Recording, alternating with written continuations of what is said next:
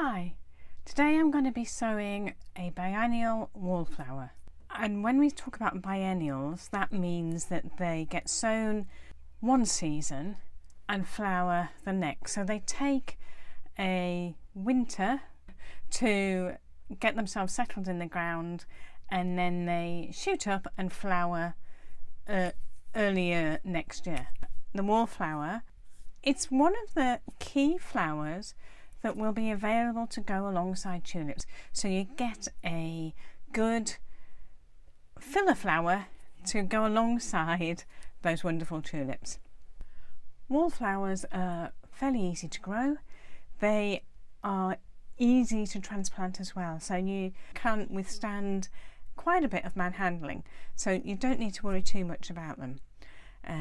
So I am going to sow them in half a tray of compost, and when I say half a tray, what I mean is it's a full-size seed tray, but I'm only going to be using half of that tray because I'm going to be using the other half for another seed. So let me show you the seeds and what I'm going to do to sow them. I've already prepared a seed tray. The seed tray has got just standard multi-purpose peat-free compost, the best that you can afford, but it doesn't really matter too much for seed germination because you don't need that much nutrition in the seed tray for germination. However, if you're keeping them in the tray for longer, then there will need to be a bit of nutrition. So if you were going to be potting them on quite quickly, then any old cheap compost will do.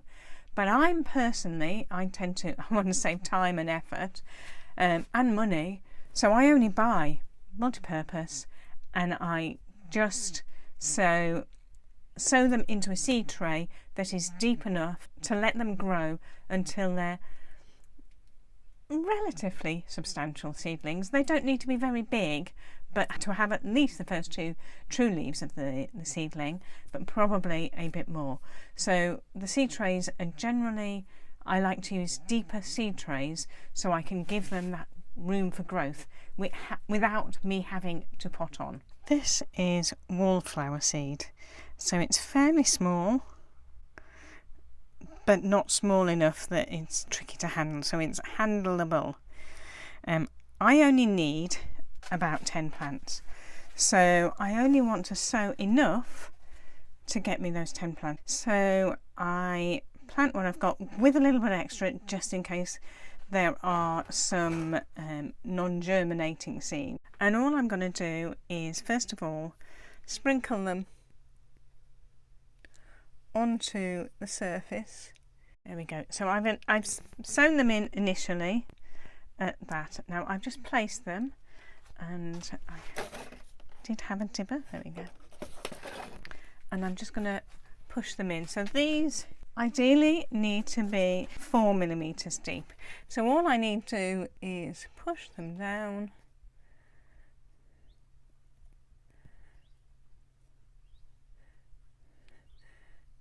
Let's cover those up. I am then going to be watering from underneath, so I will be plonking the seed tray into a tray of water and just letting it sit for half an hour until the water seeps up to the top through the holes at the bottom of the tray, and so it's a gentle watering, so none of these seeds will be displaced by me watering over the top, which could happen if I do overhead watering. And that's it. That's all we need to do for the wallflowers now, apart from, of course, put in a label so we know what we've got. So these are the wallflower seedlings 2 weeks later. So they have become nice little seedlings with a couple of true leaves. I will leave them in this tray for another couple of weeks at least, but then we'll plant them out into their final planting position in the ground before the first frost. So hopefully towards the end of September they will be planted out, and that'll give them time to establish themselves over winter, ready to flower next spring. So if you want to give wallflowers a try this season or for next spring, then You can find some seeds on our website and sow along with me.